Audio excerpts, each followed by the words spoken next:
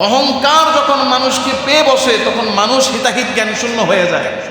দেখেন না, যে ভাতের হোটেলের একটা আছে, আগারগাঁওয়ে ভাত বিক্রি করে, পত্রিকার মধ্যে খবর আসছে যে সে অল্প টাকায় খাবার বিক্রি করে।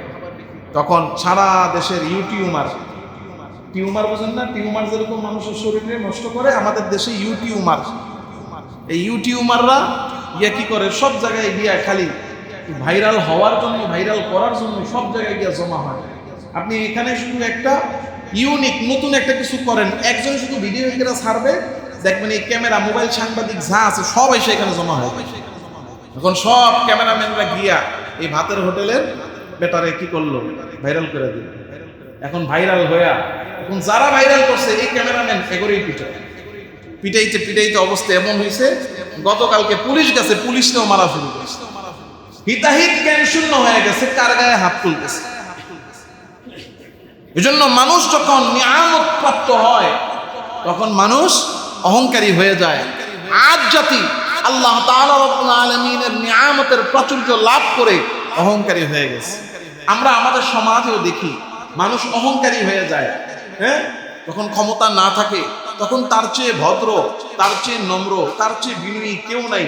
ক্ষমতাটা পাইলে তার আশেপাশেও যাওয়া যায়। কথা বলেন না কেন? আমি এটা কোন ব্যক্তি, কোন দল, কাউকে ইঙ্গিত করে বলছি না। আল্লাহ কোরআনে যেটা বলছেন সেটা বলছি, কিন্তু আমাদের সমাজে যে হয় এটার উদাহরণ দিচ্ছি। আল্লাহ তাআলা রাব্বুল আলামিন। এবং দেখবেন যখন মানুষ অহংকারী হয়, যখন আল্লাহর নাফরমানিতে লিপ্ত হয়, তখন আপনি গিয়ে যখন তার ভুলটা, তার নাফরমানিটা যখন তাকে ধরায়া দিবেন, তখন মনে করবে এ মনে হয় আমার কাছে কিছু চায়। কি করে মনে করে সে কিছু চাচ্ছে, সে মনে হয় আমার কাছে কিছু কামনা করতেছে। তোমার কোনো চাওয়া থাকলে বলতে পারো, আমার বিরুদ্ধে তুমি কথা বলো না। গায়ের শক্তিও খাটায়, আবার কি করে মনে মনে ভাবে ও যে আমাদের বিরোধিতা করতেছে, আমাদের বিরুদ্ধে বলতেছে, মনে হয় ওর কোনো কিছু চাওয়া আছে। কিন্তু আল্লাহ তাআলা রাব্বুল আলামিনের দ্বীনের দাওয়াত যেই নবীরা দিয়েছেন, ওনারা কখনো কারো কাছ থেকে কোনো বিনিময় চান নাই। ওনাদের বিনিময় তো শুধুমাত্র দিবেন কে?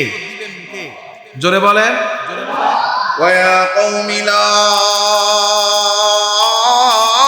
আসআলুকুম আলাইহি আজরা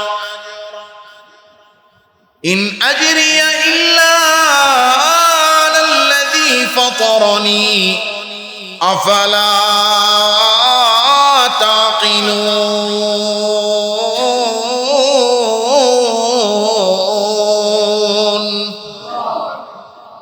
হযরত হুদ আলাইহিস সালাতু ওয়াস সালাম তাদেরকে দাওয়াত দিলেন। আসসালামু আলাইকুম ওয়া রাহমাতুল্লাহি ওয়া বারাকাতুহু। সবাই কেমন আছেন? আলহামদুলিল্লাহ, الحمد لله وكفى وسلام على عباده الذين اصطفى.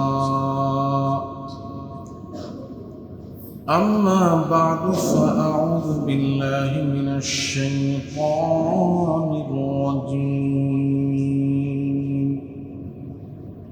بسم الله الرحمن الرحيم.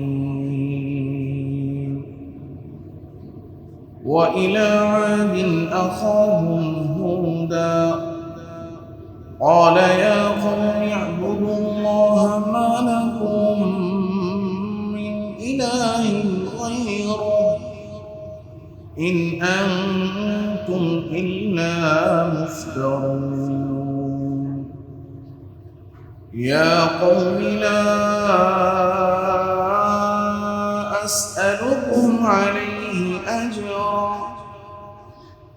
إن أجري إلا على الذي فطرني أفلا تعقلون. ويا قوم استغفروا ربكم ثم توبوا إليه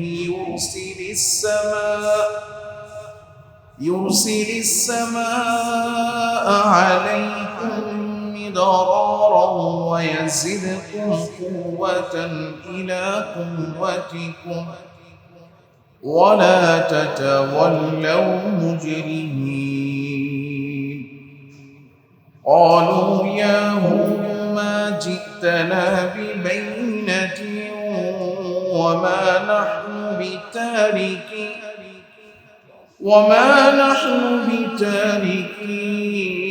آلهتنا عن قولك وما نحن لك بمؤمنين.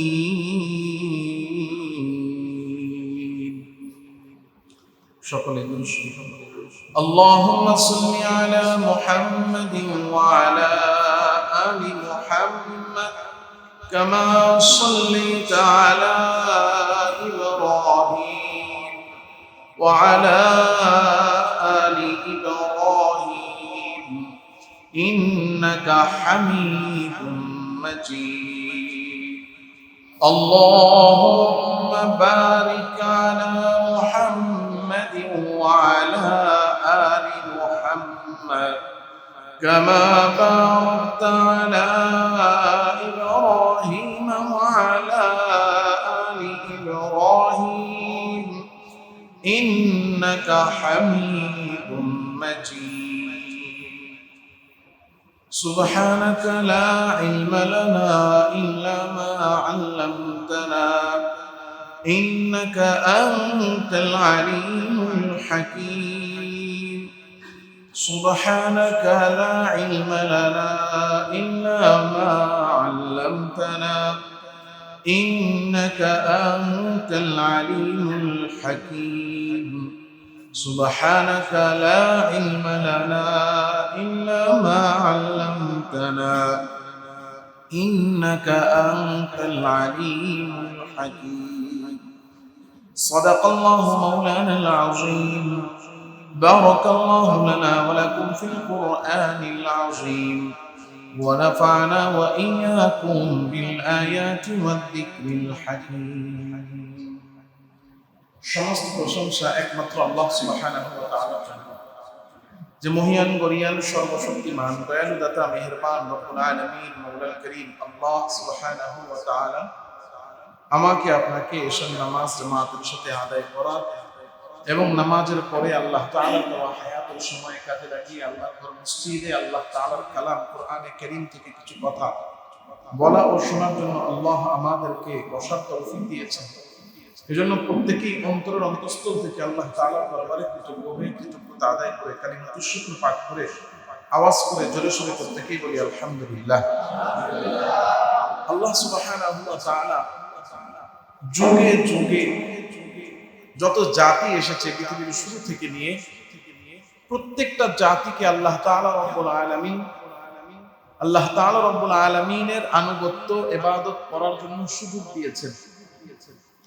যারা আল্লাহ তাআলা রব্বুল আলামিনের নাফরমানিতে লিপ্ত হয়েছে, নাফরমানি থেকে ফিরে আসার জন্য আল্লাহ তাআলা রব্বুল আলামিন তাদের কাছে দাওয়াত পৌঁছানোর ব্যবস্থা করেছেন। আবার নতুন করে আল্লাহ তাআলা রব্বুল আলামিন তাদেরকে দ্বীনে ফেরার রাস্তা আল্লাহ দেখিয়েছেন।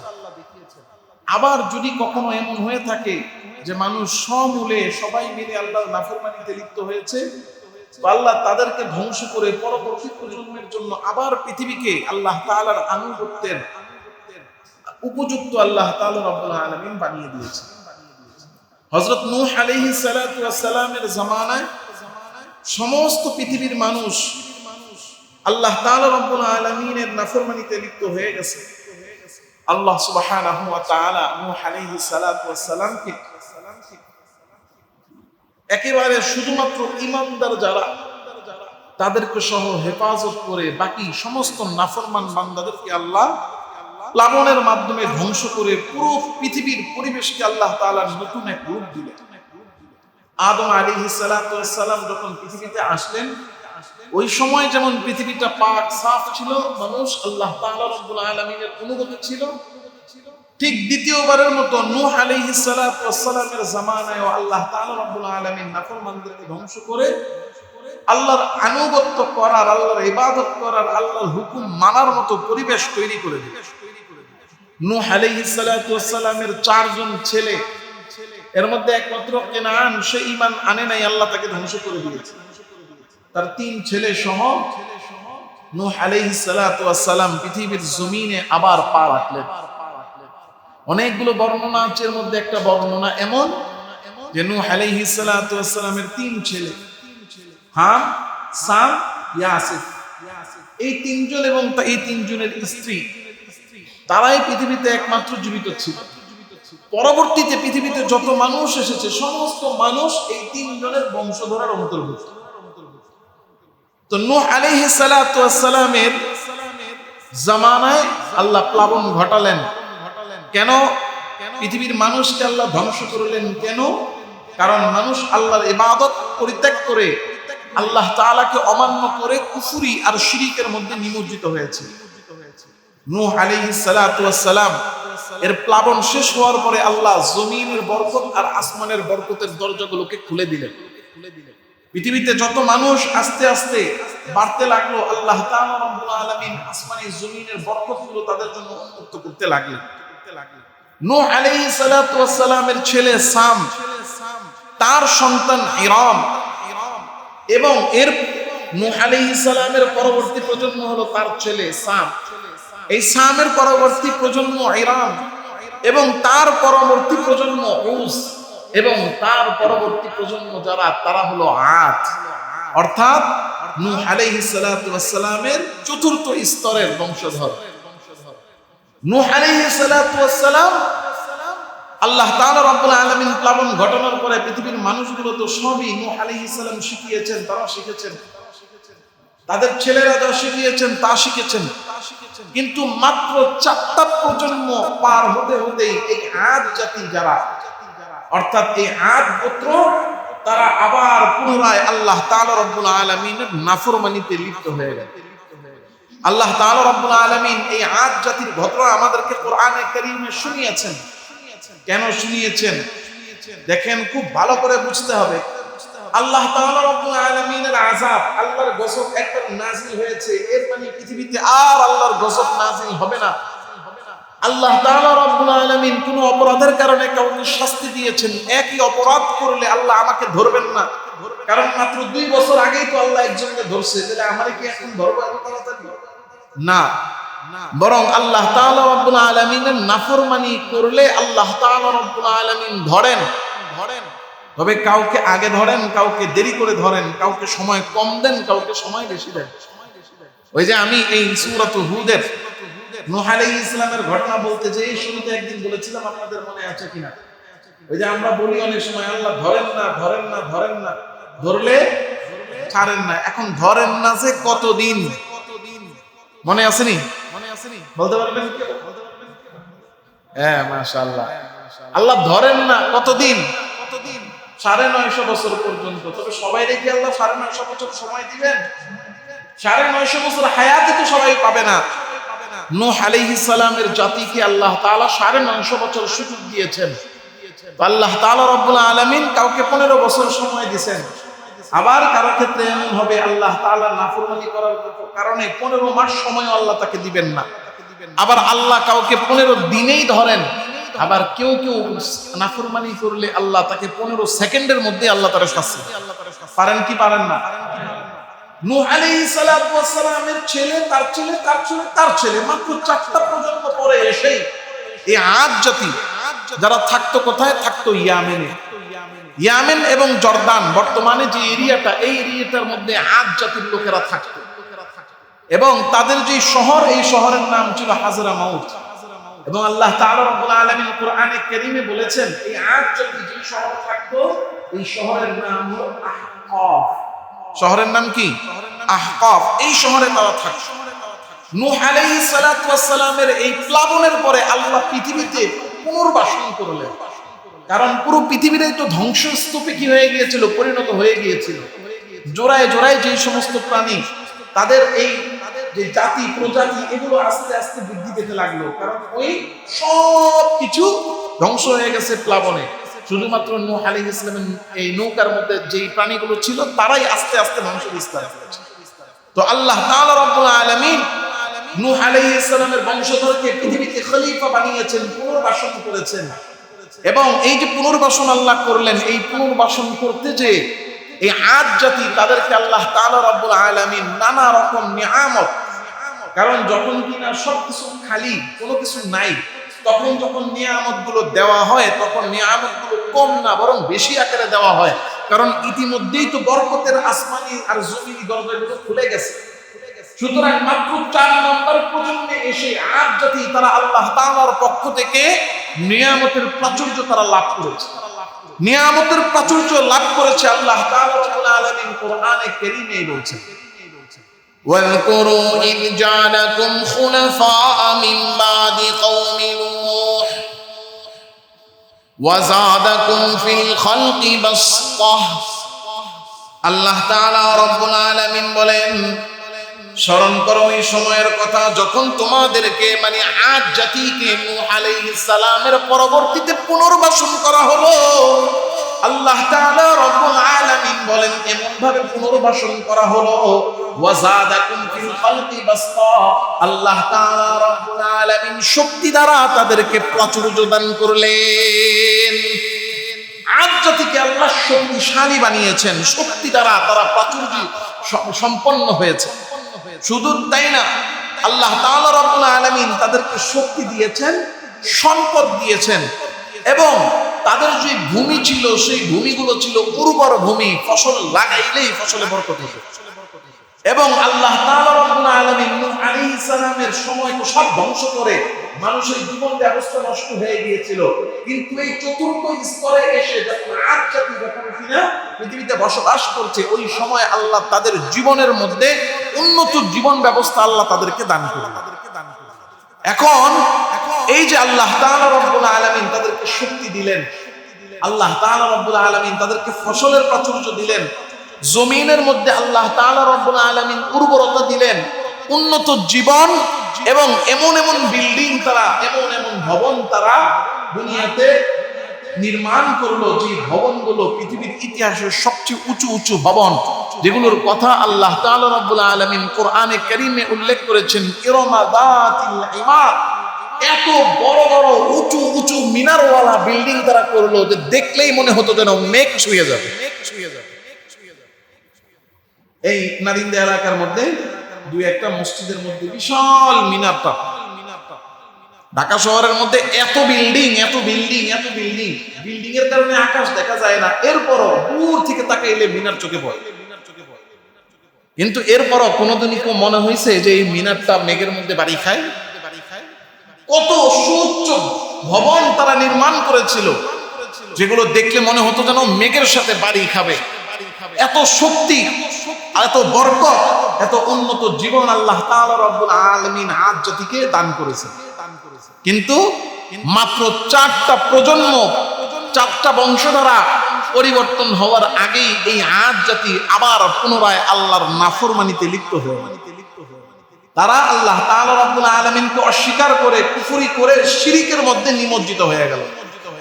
শিরিকের মধ্যে যখন তারা নিমজ্জিত হয়ে গেল, তো আল্লাহ তাআলা রব্বুল আলামিন এই জাতিকে ফিরিয়ে আনার জন্য হযরত হুদ আলাইহিস সালাতু ওয়াস সালামকে দায়িত্ব দিয়ে পাঠালেন। আল্লাহ তাআলা রব্বুল আলামিন তাদেরকে শিরিকের পথ থেকে ফিরিয়ে আনার জন্য দাওয়াতের কাজ দিয়ে হুদ আলাইহিস সালামকে আল্লাহ পাঠালেন।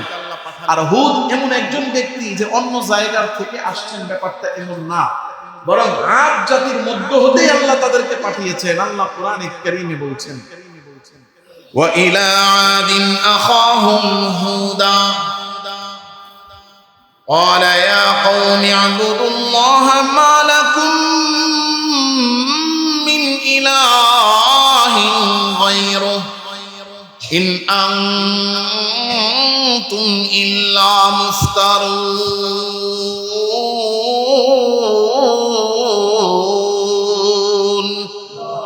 আল্লাহ তাআলা রব্বুল আলামিন বলেন, আদ জাতির কাছে তাদের ভাই হুদকে আমি পাঠালাম। আদ জাতি আল্লাহ তাআলার নাফরমানিতে লিপ্ত, শিরকে নিমজ্জিত, কুফরিতে লিপ্ত। আল্লাহ তাআলার পক্ষ থেকে হুদ আলাইহিস সালাম যে বলতেছে, ইয়া কওম, আমার জাতি, আমার ভাইয়েরা, আমার পরিবারের লোকেরা, ও আমার বংশের লোকেরা, আমার ভাইয়েরা, উবুদুল্লাহ মা লাকুম মিন ইলাহিন গায়রুহু, তোমরা যেই সমস্ত জিনিসের ইবাদত শুরু করেছো, যেই সমস্ত মূর্তির পূজা তোমরা শুরু করেছ, যেই সমস্ত জিনিসকে তোমরা তোমাদের খোদা, তোমাদের রব, তোমাদের ইলাহ, তোমাদের মালিক বানাইছো, এইগুলো একটাও তোমাদের খোদা না, একটাও তোমাদের রব না।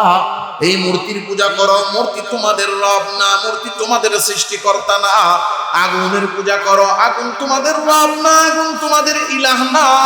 এই পাথরের পূজা করো, পাথরের মধ্যে তোমার জীবন দেওয়ার, রিজিক দেওয়ার কোনো ক্ষমতা নাই। সুতরাং এই সমস্ত কোনো কিছু ইবাদত করো না, কারণ তোমার রব অন্য কিছু না, অন্য কেউ না। রব তো শুধুমাত্র একজন। জোরে ডাক দিয়া বলেন তিনি কে? ইয়া কওমি আবুদুল্লাহ।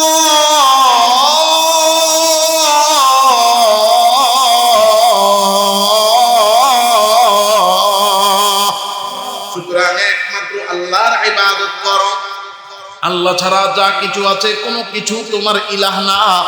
আল্লাহ ছাড়া যা সব গায়রুল্লাহ। গায়রুল্লাহ হলো গায়রে ইলাহ। আল্লাহ ছাড়া যা আছে কোনো কিছু ইলাহ না। ইলাহ তোমার ইবাদত করার উপযুক্ত রব শুধুমাত্র কেবলমাত্র একজন। জোরে ডাক দিয়া বলেন তিনি কে? সুতরাং আল্লাহ তাআলার ইবাদত করো, কারণ এক আল্লাহ হলেন তোমাদের রব। এক আল্লাহই হলেন তোমাদের ইবাদতের উপযুক্ত রব, মালিক। কিন্তু মানুষ যখন কিনা নিয়ামত পায়, মানুষ যখন প্রাচুর্য পায়, তখন মানুষ অহংকারী হয়ে যায়। আদ জাতির ঠিক একই অবস্থা হয়েছে। নূহ আলাইহিস সালামের প্লাবনে সারা পৃথিবী ধ্বংস হওয়ার পরে আদ জাতি যখন কিনা নিয়ামতের প্রাচুর্য পেয়েছে, তখন অহংকারী হয়ে গেছে। অহংকারী হয়ে, আর মানুষ যখন অহংকারী হয়, তখন মানুষ সত্যকে সত্য বলে গ্রহণ করতে মানুষের মনের মধ্যে বাধা সৃষ্টি। দেখবেন আমাদের মধ্যেও এই বদ অভ্যাসটা আছে। আমরা যখন অভাবে থাকি, আমরা যখন বিপদে থাকি, তখন সবার আগে আমাদের আল্লাহ তাআলা রব্বুল আলামিনের কথা মনে পড়ে। যার বিপদ আছে, অভাব আছে, সে বিনয়ী, নম্র। আর যখনই অভাব দূর হয়ে যায়, বিপদ দূর হয়ে যায়, তখন এমন ভাব নেয় তার আশেপাশে কেউ দাঁড়াইতে পারে। কথা বলেন না কেন?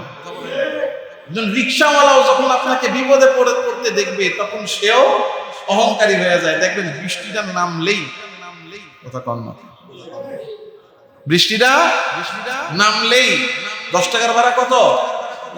20 টাকা। হ্যাঁ, যার থেকে যা নিতে পারে আপনার কাছে ভাড়া চাইবে, পরে প্রথমেই বলবে যাবা, যাবো না। প্রথম কথাই কি? যাব না। প্রতিটা মানুষ আমাদের অবস্থাটা এমন হয়ে গেছে।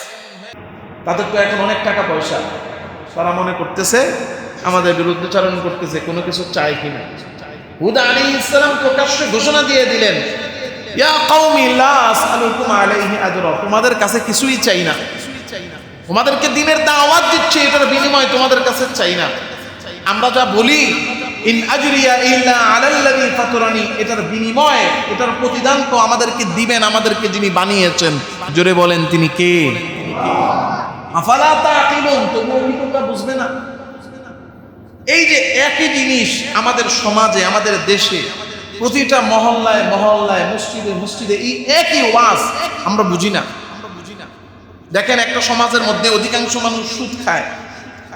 এখন ইমাম সাহেব যদি সুদের বিরুদ্ধে বলে, তাইলে ইমাম সাহেবের লাভ না এই ব্যাপারে না বললে লাভ? বললে ইমাম সাহেবের লাভ না না বললে লাভ? বুঝেন নাই আমার কথা? একটা সমাজের সবাই সুদ খায়, ইমাম সাহেব যদি সুদের বিরুদ্ধে বলে, তাইলে ইমাম সাহেবের লাভ না না বললে লাভ? না বললে লাভ। কারণ ইমাম সাহেব যদি সুদের বিরুদ্ধে কখনো কিছু না বলে, তো যারা সুদ খায় এদের গায়েও কখনো লাগবে না। এরা কি করবে না? ইমাম সাহেবের বিরুদ্ধেও লাগবে না, ইমাম সাহেবের বিরুদ্ধে 2-4 কথা বলবেও না। এরপরও কেউ কেউ বলে না, আবার কেউ কেউ ঠিকই কঠিন ভাষায় এবং খুব সতর্কের নজরে বলে। একটা সমাজের মধ্যে অধিকাংশ মানুষ ঘুষ খায়, সেখানে না বললে ইমাম সাহেবের লাভ। কারণ ঘুষখোররা টাকা পয়সার মালিক, হাদিয়া তোহফা দিবে, ইমাম সাহেবের খোঁজ খবর রাখবে, কখনো ইমাম সাহেবের বিরুদ্ধে যাবে না। এরপরও লাভ জানার পরেও বলতেছে। কেন বলতেছে? এই সমাজের মধ্যে চুরি হচ্ছে, ডাকাতি হচ্ছে, ছিনতাই হচ্ছে, এই সমাজের মধ্যে চাঁদাবাজি হচ্ছে, এই সমাজের মধ্যে দুর্নীতি হচ্ছে। দুর্নীতিবাজের বিরুদ্ধে, চাঁদাবাজের বিরুদ্ধে, অন্যায়কারীর বিরুদ্ধে, জমি দখল যে করে তার বিরুদ্ধে বললে ইমাম সাহেবের জন্য ভয় আছে। কিন্তু এরপরও তিনি বলছেন, কেন বলছেন? এই জন্য বলেন যে ইন আজরিয়া ইল্লা আলাল্লাযী ফাতারানি, এই দাওয়াত দেওয়ার দায়িত্ব দিয়েছেন কে? আর বলছেন এই জন্য যে এই কথা বলার পুরস্কার আল্লাহর কাছ থেকে নেবেন। সুতরাং যিনি আল্লাহকে ভালোবাসেন, যিনি আল্লাহকে ভয় করেন, যিনি আল্লাহ তাআলার কাছে প্রতিদান পেতে চান, তিনি কখনো মানুষের সন্তুষ্টির জন্য সত্য কথা, হক কথা, ন্যায় কথা বন্ধ রাখতে পারেন না। এই জন্য আমরা অনেক সময় এমন হয়, কঠিন কথা যে হুজুর বলে তারে আমাদের পছন্দ না। আমাদের পছন্দ হলো শুধু ওই পিসাব যিনি মিষ্টি মিষ্টি কথা কয়। যেই পিসাবের কাছে গেলে কখনো কি বলে না, অন্যায়ের বিরুদ্ধে বলে না। আপনাকে নামাজ রোজার কথা বলবে ঠিক, কিন্তু অন্যায়ের বিরুদ্ধে বলবে না। এজন্য দেখা যায় বহু পীরের এমন এমন মুরিদ আছে যে মুরিদের মাথায় সাদা টুপি, পাঞ্জাবিটা পরছে একদম সাদা সুতি পাঞ্জাবি, মার দিয়া দেখলে তারা মুরিদ মনে হয় না, মনে হয় হ্যাঁ একজন পীর। এমন সাদা জুব্বা, সাদা টুপি, সাদা পায়জামা লাগানো এমন মুরিদ, যে মুরিদ দেখতে পীরের মতো, ওই মুরিদ পীরেরও মুরিদ, নামাজও পড়ে, নামাজ পড়তে পড়তে সেজদা দিতে দিতে কপালে দাগ ফালাইয়া ফেলছে, কিন্তু সে ঘুষ খায়, সে সুদ খায়। এমনও পীরের এমনও মুরিদ আমি আমার জীবনে আমি পেয়েছি, হাসপাতালের বিছানায় শুয়ে শুয়ে ঘুষ খায়। হাসপাতালের বিছানায় শুয়ে শুয়ে ঘুষ খায়। তাহলে বোঝা গেল যে হয়তো আমার পীর আমাকে ঠিক করতে পারে নাই, হয়তো আমি পীরের দরবারে যাই ঠিক, কিন্তু আমার নিজেকে আমি সংশোধন করতে পারিনি। আল্লাহ তাআলা রব্বুল আলামিন পয়গম্বররা দেখেন, আমরা যখন অনেকেই কোনো আলেম, কোনো খতিব, কোনো ইমাম, কোনো বক্তা যখন কঠোর ভাষায় কোনো অন্যায়ের বিরুদ্ধে কথা বলে, তখন এসে অনেকেই বলে হুজুর এটা তো কঠোর করে বলা দরকার ছিল। কি বলে না অনেকে, হুজুর এই বিষয়ে না বললেই তো পারে, হুজুর জানে যে কথা বললে আমও উৎসাহ অসন্তুষ্ট হবে, তো বলার দরকারটা কি? যদি এমনই হতো যে মানুষ রাগ করবে, মানুষ অসন্তুষ্ট হবে, মানুষ কষ্ট পাবে, এই জন্য ন্যায় কথা, হক কথা, দ্বীনের কথা বলা যদি বন্ধই করা হতো, তাহলে আম্বিয়ায়ে কেরাম আলাইহিস সালাতু ওয়াস সালাম পুরো মক্কার সমস্ত কাফেরদের সামনে দাঁড়ায়া আল্লাহর নবী কখনো এইভাবে বলতেন না যে তোমরা যে মূর্তির পূজা করো সেটা বাতিল, ওটা শুধুমাত্র পাথর, ওটা খোদা না, খোদা তো শুধুমাত্র আল্লাহ। এইভাবে প্রকাশ্যে তাদের রবকে মিথ্যা আল্লাহর রাসূল বলতেন না। এজন্য অন্যায়কে অন্যায় মানতে হবে। আমি করি এর মানে এই না যে আমি অন্যায় করি, আমি গুনাহ করি, আমি নাফরমানি করছি, এজন্য হুজুর এটা বলবে কেন? হুজুর না বলুক, অন্যদিকে কথা বলুক। আরো কত কথা আছে, কি হুজুরের আরো কত কথা আছে না, ওইগুলা বলুক। কিন্তু না, আল্লাহ তাআলা রব্বুল আলামিন পয়গম্বরদের মাধ্যমে আমাদেরকে শিখিয়েছে। পুরো আদ জাতি আল্লাহর নাফরমানিতে নিমজ্জিত। হুদ আলাইহিস সালাতু ওয়াস সালাম গিয়ে তাদেরকে সরাসরি বলছেন, ইয়া কওমি উবুদুল্লাহ মা লাকুম মিন ইলাহিন গায়রু, আল্লাহ ছাড়া যা আছে একটাও ইলাহ না, ওগুলোকে পরিত্যাগ করো, রব হিসেবে গ্রহণ করে ইবাদত করো। জোরে বলেন কার? ইন আজরিয়া ইল্লা আলাল্লাযী, আরে আমি যে তোমাদেরকে দাওয়াত দেই, এই দাওয়াত তো আমি তোমাদেরকে দেই কেন? শুধুমাত্র আল্লাহ তাআলা রব্বুল আলামিন আমাকে বলেছেন তার কাছ থেকে প্রতিদান পাওয়ার জন্য আমরা। কিন্তু এই আদ জাতির লোকেরা তারা আল্লাহ তাআলা রব্বুল আলামিনের উপর ঈমান আনলো না। নূহ আলাইহিস সালাতু ওয়াস সালাম দাওয়াত দিচ্ছেন, তারা দাওয়াত গ্রহণ করে না। যখন কিনা একটা পর্যায়ে যে আল্লাহ তাআলা দেখলেন তারা ঈমান গ্রহণ করছে না, তো আল্লাহ তাআলা রব্বুল আলামিনের পক্ষ থেকে তাদের জন্য শাস্তি শুরু হয়ে গেছে। কি শাস্তি? আল্লাহ এই আদ জাতি যাদের জমিন মাটি বড় উর্বর ছিল, ফসল হতো অনেক বেশি, তাদের বাড়িঘর অনেক উঁচু সুউচ্চ মিনার সম্বলিত সুন্দর বাড়িঘর ছিল, তাদের অর্থ বিত্ত সম্পদের প্রাচুর্য ছিল, আল্লাহ তাআলা রব্বুল আলামিন শুধুমাত্র তাদের জন্য আসমানের বৃষ্টিটা বন্ধ করে দিয়েছেন। কি বন্ধ করে দিয়েছেন? বৃষ্টিটা যখন বন্ধ হয়ে গেছে তো খরা শুরু হয়ে গেছে। চিন্তা করে দেখেন কত উন্নত প্রযুক্তির যুগ, হ্যাঁ, কত ভাবে নদীর পানিগুলারে হেফাজত করে, সংরক্ষণ করে। খাল বিল নালা, এই দেখেন না বর্তমান সরকার আইসে খাল খনন শুরু করছে। কেন? পানি সংরক্ষণ করার জন্য। কি খাল খনন শুরু করছে? কত সিস্টেম একসার চলতো, ক্ষেতগুলো ফসলে পানি পেত। আল্লাহ তাআলা রব্বুল আলামিন যখন কিনা বৃষ্টি বর্ষণ শুরু বন্ধ করে দিলেন, তখন চতুর্দিকে ক্ষেত কামার ফসল সবকিছুর মধ্যে খরা চলে আসলো।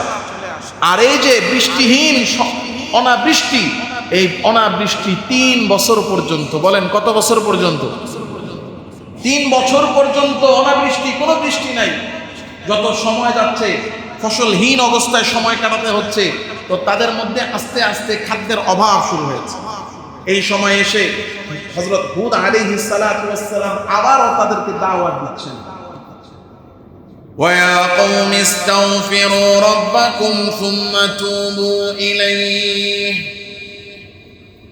يرسل السماء عليكم مدرارا ويزدكم قوة إلى قوتكم ولا تتولوا مجرمين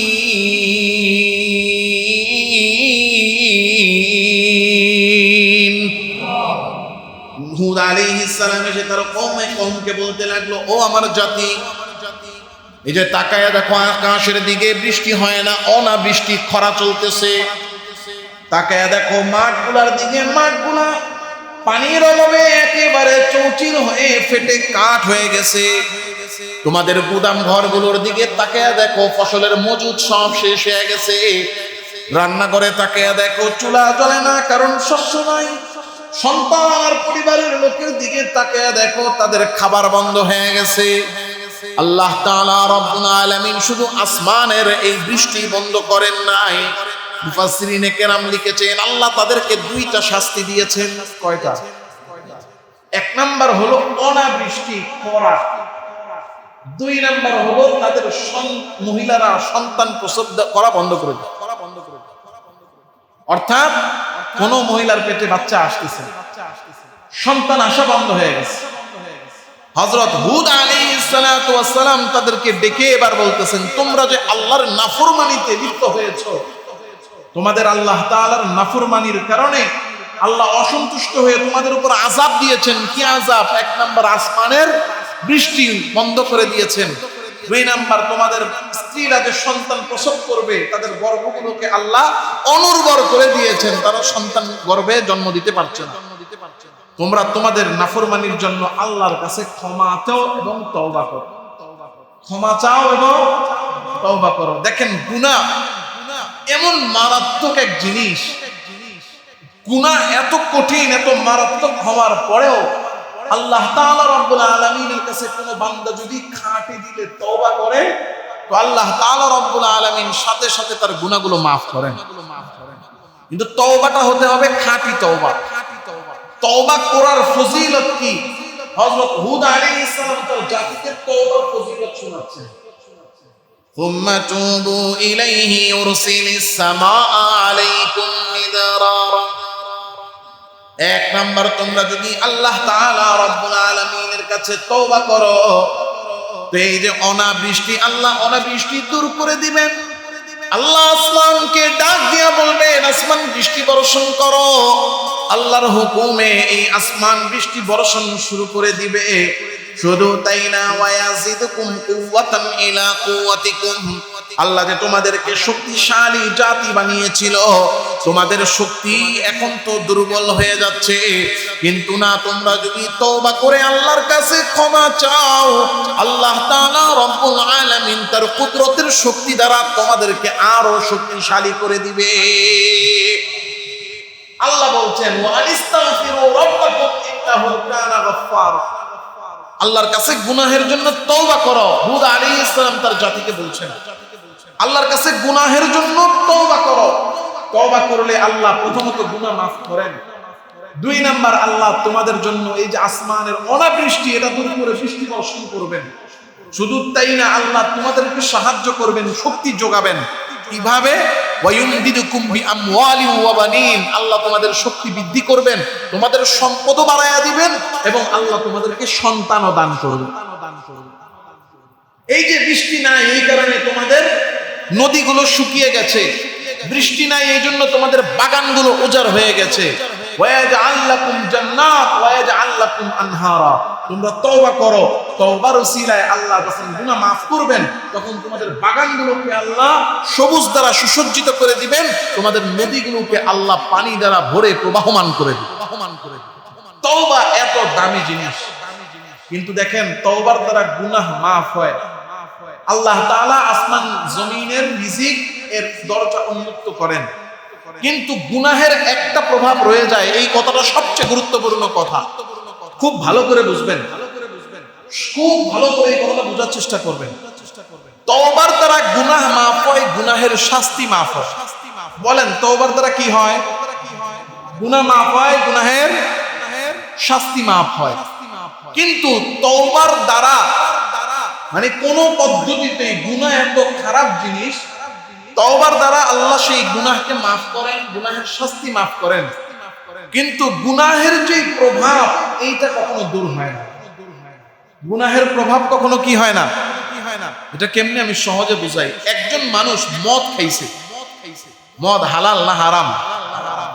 মদ খাওয়া নেকির কাজ না গুনাহের কাজ? আচ্ছা, মদ খাইলাম, এক তো হলো গুনাহ। মদ খাওয়ার একটা শারীরিক ক্ষতি আছে না? কোন তো মদ খেলে কি হয়? লিভার নষ্ট হয়ে যায়, তাই তো নাকি? হ্যাঁ, আচ্ছা এখন বলেন একজন মানুষ মদ খাইতে খাইতে খাইতে খাইতে লিভার নষ্ট করে ফেলছে, এখন তার মনে হয়েছে আমি মদ খেয়ে ভুল করছি, সে আল্লাহ তাআলার কাছে খাঁটি দিলে তওবা করলো, আল্লাহ আমি মদ খেয়েছি, ভুল করছি, এবং তার তওবাটা খাঁটি তওবা। খাঁটি তওবার কারণে আল্লাহ তার গুনাহ তো maaf করে দিবেন। মদ খাওয়ার কারণে তার যে শাস্তি হওয়ার কথা ছিল, শাস্তি হয়তো আল্লাহ maaf করে দিবেন, কিন্তু তার লিভার যে নষ্ট হয়েছে ওইটা কি আর ঠিক হবে? গুনাহ এত খারাপ জিনিস, গুনাহ এত মারাত্মক জিনিস যে মানুষ যখন গুনাহ করে, এই গুনাহ করার পর তওবা করলে তওবার দ্বারা গুনাহ maaf হয় ঠিক, কিন্তু গুনাহের প্রভাব তার মধ্যে রয়ে যায়। এই জন্য গুনাহ করাই যাবে না, গুনাহ করাই। আমরা অনেক সময় ভাবি করি না, এটা সমস্যা কি, এই বয়সেই তো করুনি, বুড়ো হইলে আল্লাহর কাছে তওবা করে না। কি সন্তান উল্টা পাল্টা করে, বাপ মা কয় যে করুক, সমস্যা নাই, একসময় গিয়ে ঠিক হয়ে যাবে। একটা হইলো সন্তান অবাধ্য, এ কোনোভাবেই আমার কথা মানান না, তো অবাধ্য মানে তো জাহান্নামী, ওর হিসাব ভিন্ন। কিন্তু অনেক মা বাবা আছে যে সন্তানরে বুঝাইলে, সন্তানরা শাসন করলে সন্তান ফেরত আসতে পারত, ওই সন্তানরেও মা বাবা ছাড় দিয়ে রাখে। কেন? এই বয়সে না করলে করবো কবে, করুক একটু ঠিক হয়ে যাবে। কিন্তু না, আপনার সন্তান যে গুনাহ করছে সে হয়তো এক সময় ঠিক হয়ে গেলে আল্লাহর কাছে তওবা করলে সে মাফ পাবে, কিন্তু গুনাহের প্রভাব রয়ে যাবে। একজন ব্যক্তি ধর্ষণ করেছে 10 বছর আগে, 10 বছর পরে সে তওবা করে পুরো ভালো হয়ে গেছে। এখন গিয়ে মামলা হয়েছে যে ধর্ষিতা সে গিয়ে মামলা করছে, আমাকে ধর্ষণ করছে, প্রমাণ সব পাওয়া গেছে। বলেন তো সে বলবে আমি তো এখন ভালো হয়ে গেছি, তারা কি মাফ করবে? Presents by Kuakata media centre. Kuakata media centre Islamic বিনোদনের বিশ্বস্ত সঙ্গী। হক্কানি আলেমদের নিত্য নতুন ভিডিও পেতে আমাদের চ্যানেলটি সাবস্ক্রাইব করুন।